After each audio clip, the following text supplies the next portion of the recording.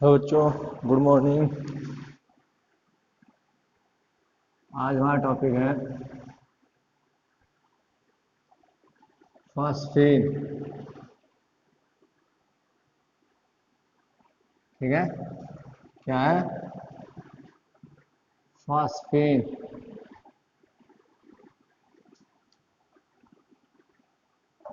इसका सूत्र क्या है? PH3। संरचना सूत्र क्या है?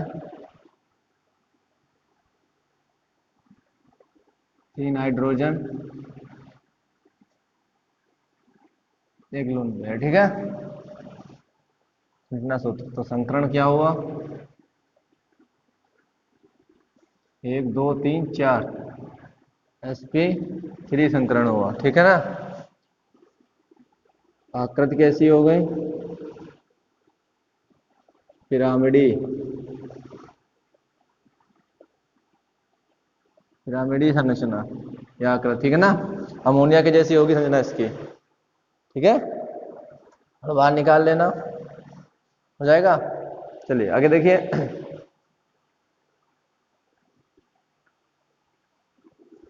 आपके साइंटिस्ट जेन गैम्बर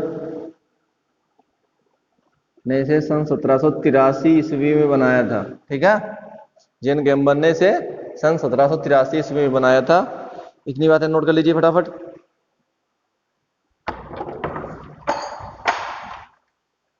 नोट हो गए? चलिए आगे लिखिए।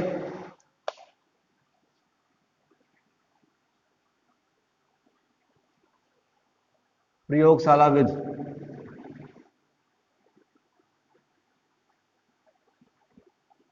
प्रयोगशाला विधि। प्रयोगशाला विधि में क्या था? P4 प्लस NaOH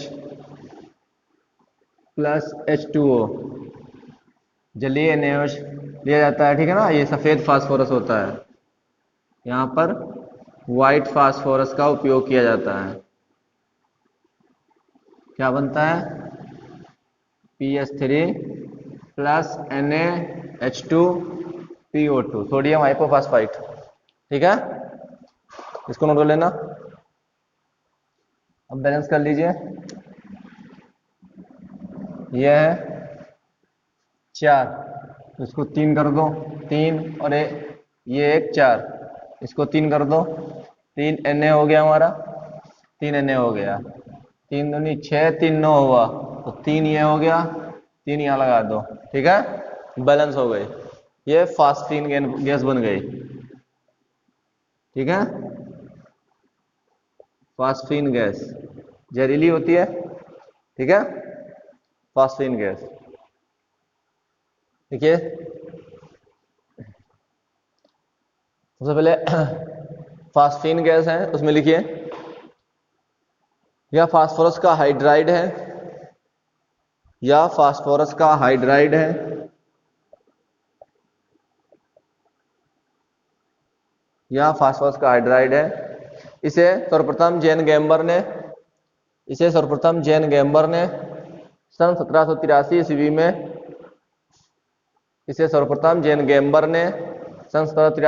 में सफेद फास्फोरस को NaOH के जलीय विलयन के साथ गर्म करके बनाया था। सन 1783 ईस्वी में सफेद फास्फोरस को जलीय NaOH के साथ गर्म करके बनाया था। अब हेडिंग डालिए प्रयोगशाला विधि। प्रयोगशाला विधि में लिखिए सफेद फास्फोरस को अक्रिय वातावरण में अक्रिय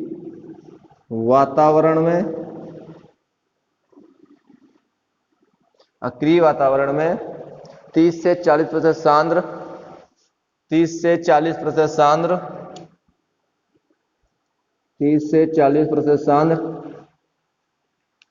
कास्टिक सोडा के विलयन के साथ गर्म करने पर के विलयन के साथ गर्म करने पर फास्फीन गैस प्राप्त होती है। फास्फीन गैस प्राप्त होती है।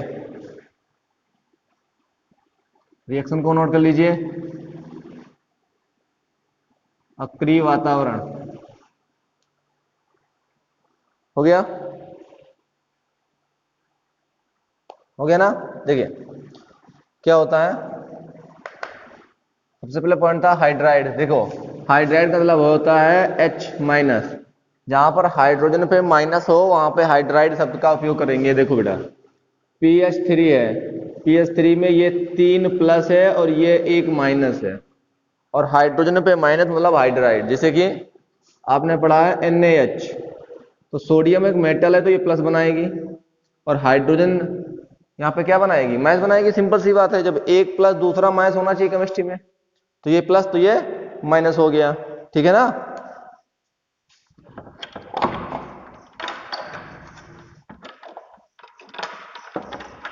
क्लियर हो गया। तो यहाँ पे हाइड्राइड क्या हो गया। अब लिखा हुआ है अक्रिय वातावरण में।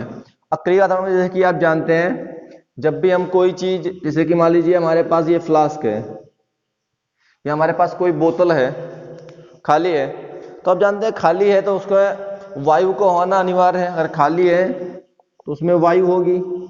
अब वायु होगी तो जो यहाँ पे हम सफेद फास्फोरस लेंगे वायु के संपर्क में जलने लगता है, और जलने लगेगा तो वो कुछ और बना देगा, फास्फीन गैस थोड़ी बनेगी वहां पे। तो इस फ्लास्क के अंदर जो वायु होती है उसको हटाने के लिए हम यहाँ पर एक प्रोसेस अपनाते हैं। इसके अंदर कोल गैस को प्रवाहित कर देते हैं, या इसके अंदर कोल गैस कर देते हैं, जिससे इसके अंदर जितनी भी वायु होती है वो सारी की सारी कोल गैस के द्वारा निष्कासित हो जाती है, निकल जाती है। निकलने के बाद इसके अंदर कुछ नहीं बचता है, ठीक है ना, कोई भी गैस नहीं बचती है। जब कोई गैस नहीं बचती तो इसको बोलते हैं अक्रिय वातावरण। तो इस फ्लास्क के अंदर, जिस फ्लास्क के अंदर ये हम रिएक्शन करवा रहे होंगे, उसका अक्रिय होना बहुत जरूरी है, मतलब उसके अंदर कोई भी गैस नहीं होनी चाहिए, इसको अक्रिय वातावरण बोलते हैं, ठीक है ना। हो गया। अगले हेडिंग डालिए, विधि। विधि, अगली हेडिंग है विधि। विधि में लिखिए फिगर है, थोड़ा सा आप देख लीजिए।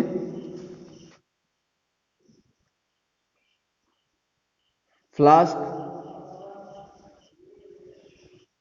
बर्नर,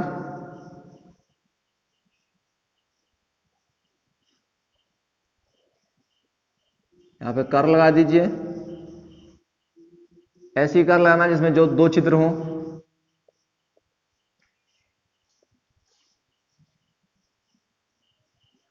यहां से जो है कोल गैस को भेजा जाता है,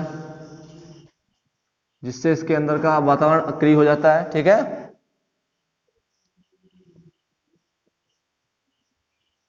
ठीक है, इसके अंदर का वातावरण अक्रिय हो जाए, ठीक है।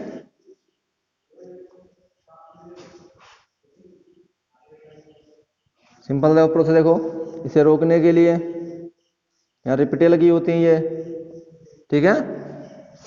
इसको गर्म कर रहे हैं बर्नर की सहायता से, हो गया। फिर आगे देखो,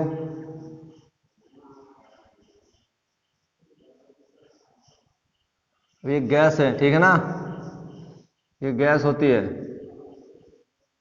तो इसको जो है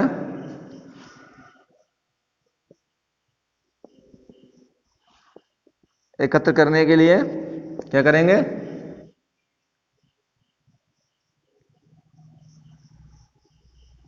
उल्टे गैस जार का उपयोग करते हैं, ठीक है।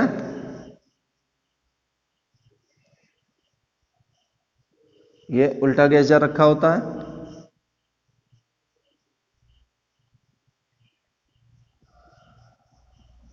इसके अंदर ये पानी रखा होता है इसके अंदर, ठीक है ना। भाई किसी गैस को पानी प्रोवाइड करोगे या आप फूंक मारो पानी में तो क्या बुलबुले निकलते हैं, तो यहां से भी बुलबुले निकलते हुए दिखाई देंगे, और यहाँ पे आपकी फास्फीन गैस, भाई गैस है ऊपर की ओर भागेगी, एकत्र हो जाती है, ठीक है।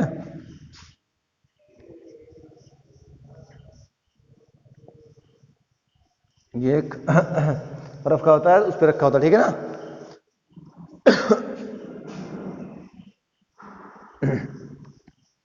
इसके अंदर क्या बना देते हैं, P4 NaOH प्लस वाटर मिला देते हैं, ठीक है ना। NaOH की जली भी ले लेते हैं सीधे सीधे, ठीक है। बाकी किताब में बना होगा, अच्छा सा नहीं बना है तो मैं सेंड कर दूंगा व्हाट्सएप पे, देख लेना, ठीक है। बाकी ये चित्र है, आप बनाना चाहो बना सकते हो, ठीक है। ओके, हो गया। चलिए देखिए, विधि में क्या होता है। विधि में हम 30 से 40% लेते हैं NaOH, ठीक है ना। तो एक गोल पेंदी के आसवन फ्लास्क में 30 से 40% सांद्र NaOH को सफेद फास्फोरस के साथ गर्म करते हैं। फ्लास्क के अंदर कोल गैस प्रोवाइड करते हैं, जिससे फ्लास्क के अंदर का वातावरण अक्रिय कर लेते हैं। फिर उसके बाद में उसके अंदर सफेद फास्फोरस और NaOH का 30 से 40% सांद्र जलीय विलयन प्रोवाइड करते हैं, ठीक है ना। फास्फोरस फिर फ्लास्क को बर्नर के साथ गर्म करते हैं। गर्म करने पर फास्फीन गैस प्राप्त होती है, बनती है। फास्फीन गैस को निकास नली के द्वारा पास में रखे हुए जल में डूबे हुए उल्टा गैस जार में एकत्र कर लेते हैं। यहाँ से जो फास्फीन प्राप्त होती है, यहाँ से अगर फास्फीन को हम सीधे मतलब प्राप्त करना चाहें तो यहाँ से याद रखना कि यहाँ पे जो है फास्फीन में अशुद्धियां होती हैं, ठीक है ना। उन अशुद्धियों को अलग करना जरूरी है। क्यों? क्योंकि अगर यहां से जो फास्फीन आप प्राप्त कर रहे हो वो सीधे अगर वायु के संपर्क में आएगी तो वो जलने लगेगी, और जलने पर जो है ऐसे जो है छल्ले बनाएगी, ऐसे, ठीक है ना। अगर वायु के संपर्क में आई तो छल्ले बनाएगी। इन छल्लों को बोलते हैं वोर्टेक्स रिंग, ठीक है ना। वोर्टेक्स रिंग, ठीक है ना। वलयकार, वलयकार, वलयकार रिंग, ये छल्ले, ठीक है ना, ऐसे बनाती है। चलिए लिखिए इसमें, एक गोल पेंदी के आसवन फ्लास्क में, एक गोल पेंदी के आसवन फ्लास्क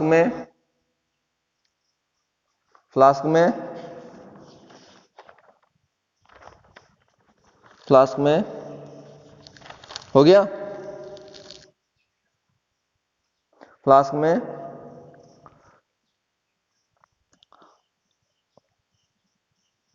कोल गैस द्वारा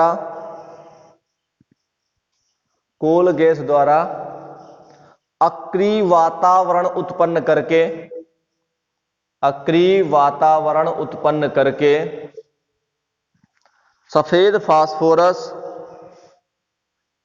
के टुकड़ों को 30 से 40% सांद्र NaOH के जलीय विलयन के साथ गर्म करते हैं।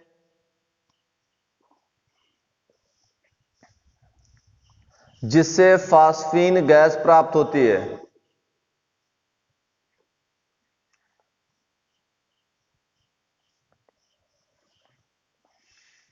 यह गैस वायु के संपर्क में आने पर जलने लगती है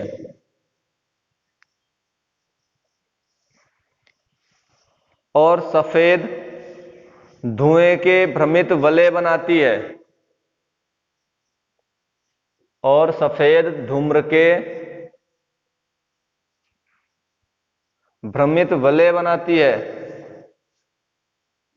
फास्फीन की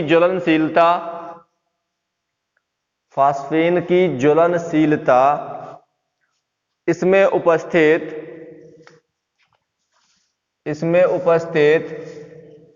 फास्फोरस डाइहाइड्रोजन P2H4, देखो बेटा, 2 1 2 2 दूनी 4 PH2 को 2 बार ले लो तो P2H4 बन जाता है। तो फास्फोरस डाइहाइड्रोजन 2 है ना, इसलिए डाई बोलते हैं। P2H4 की अशुद्धि के कारण होती है। P2H4 की अशुद्धि के कारण होती है। हो गया, चित्र बना लेना, ठीक है। चित्र बना लेना, रिएक्शन दिखा रहा हूं, देखना ध्यान से।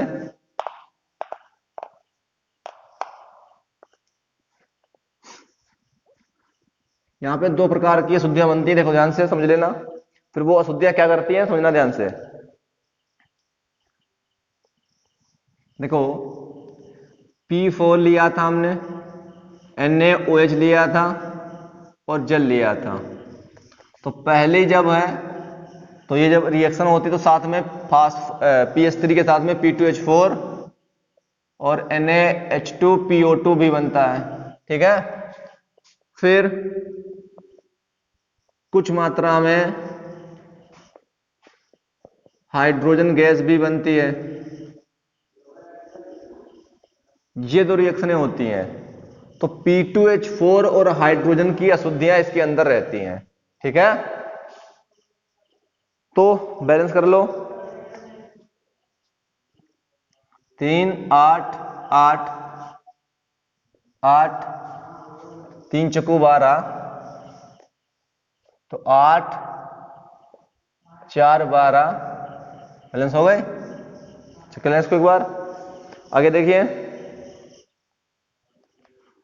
4 4 4 4 4 4 ये हो गया, 4 दूनी 8 2 10, 4 दूनी 8 2 4 दूनी 8 4 12, 2 लगा दीजिए, हो गया 12। तो अब जो हमारे पास P2H4 की अशुद्धि होती है वो क्या करती है, समझिए इसको ध्यान से। P2H4 की अशुद्धि है जो जैसे ही वायु के संपर्क में आएगी तो वो जो है कन्वर्ट हो जाती है मेटाफास्फोरिक अम्ल में, HPO3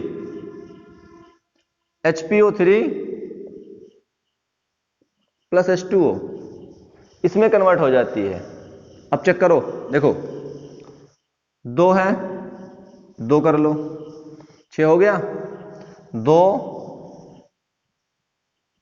दूनी 7 हुआ, ठीक है।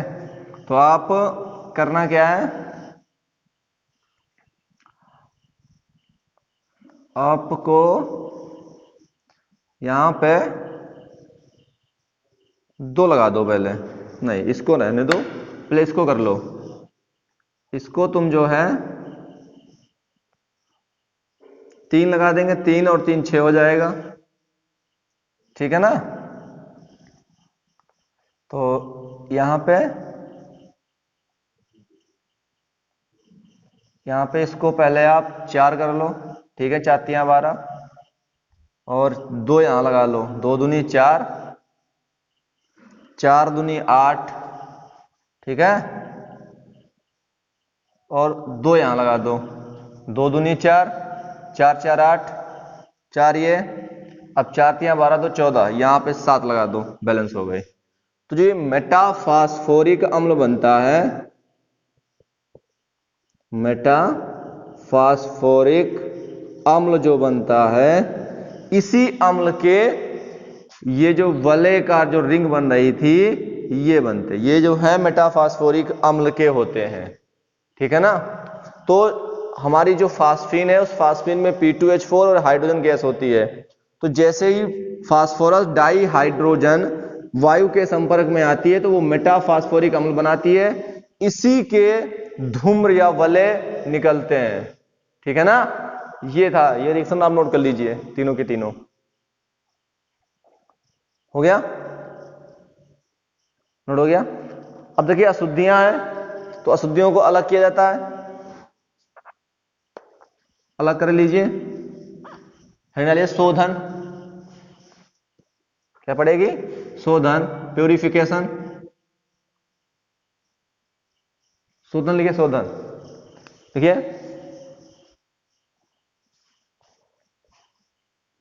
देखिए शोधन कैसे करते हैं, ध्यान समझना मेरी बात को।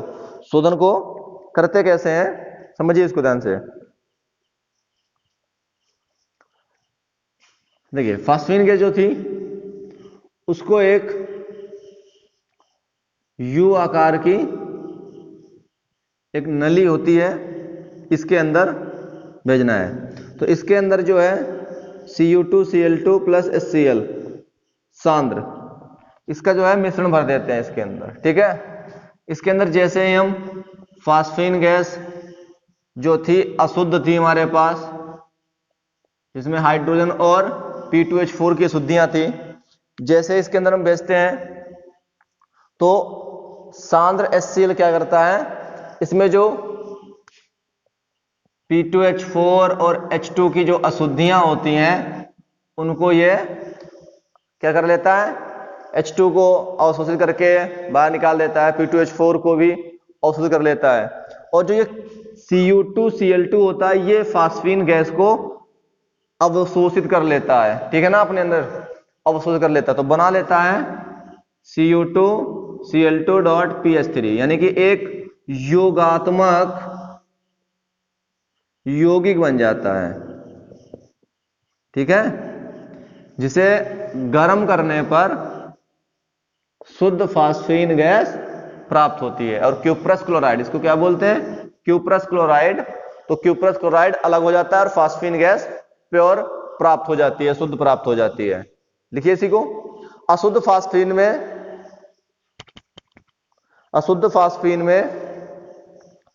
P2H4 एवं हाइड्रोजन गैस की अशुद्धियां होती हैं।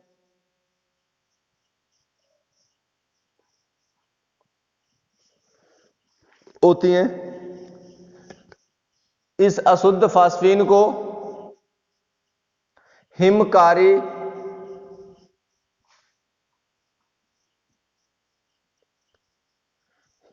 हम जानते हो ना, हिमकारी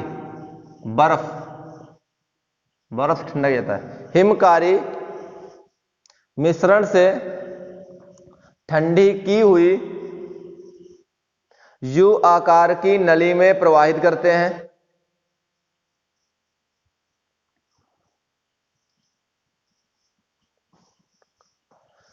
इस यू आकार की नली में क्यूप्रस क्लोराइड और सांद्र HCl का मिश्रण रखा होता है,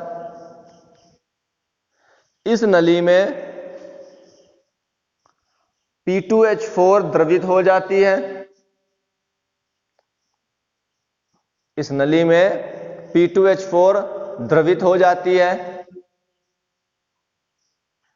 और हाइड्रोजन गैस बाहर निकल जाती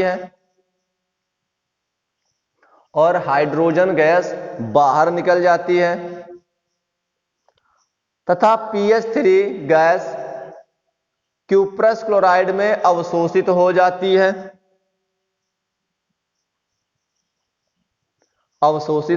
है,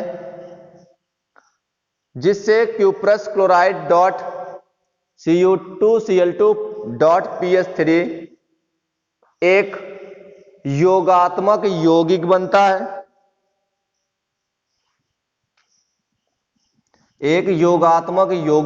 है,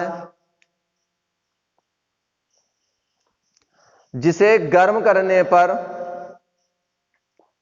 शुद्ध फास्फीन गैस प्राप्त होती है।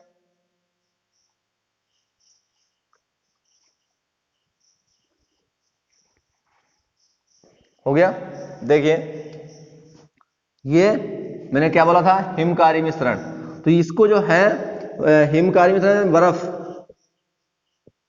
बर्फ से एक पात्र होता है, उसके अंदर बर्फ भर देते हैं, उसके अंदर इसको डुबो देते हैं, ठीक है, डुबो देते हैं जिससे ये ठंडी हो जाती है। अब ये ठंडी है, अब देखिए इसके अंदर जो P2H4 आती है, ठीक है ना, क्वथनांक और गलनांक किसी का उच्च होता है, किसी का कम होता है, तो यहां पर P2H4 जल्दी से इसके अंदर आकर द्रवित हो जाती है, ठीक है ना, लिक्विड में बदल जाती है, जो HCl में घुल जाती है, ठीक है ना, और यहाँ पे जो PH3 गैस है वो क्यूप्रस क्लोराइड के द्वारा अवशोषित कर ली जाती है, और हाइड्रोजन गैस देखिए क्या है, उसका क्वथनांक और जो गलनांक है वो उच्च है, इसलिए जो है वो द्रवित नहीं हो पाती, वो बाहर निकल जाती है, और इसका जो है द्रवित हो जाती है ये, तो इसके अंदर रह जाती है, हाइड्रोजन गैस बाहर निकल जाती है, क्यूप्रस क्लोराइड में फास्फीन गैस अवशोषित हो जाती है। अब देखिए ये पूरा का पूरा एक लिक्विड बन चुका है, ये तो ठोस के रूप में रहेगा, अविलेय है, तो छान के अलग कर सकते हैं, और फास्फीन गैस इसके अंदर अवशोषित है, तो इसको गर्म कर देंगे तो फास्फीन गैस मिल जाएगी हमको, ठीक है ना, नोट हो गया, धन्यवाद।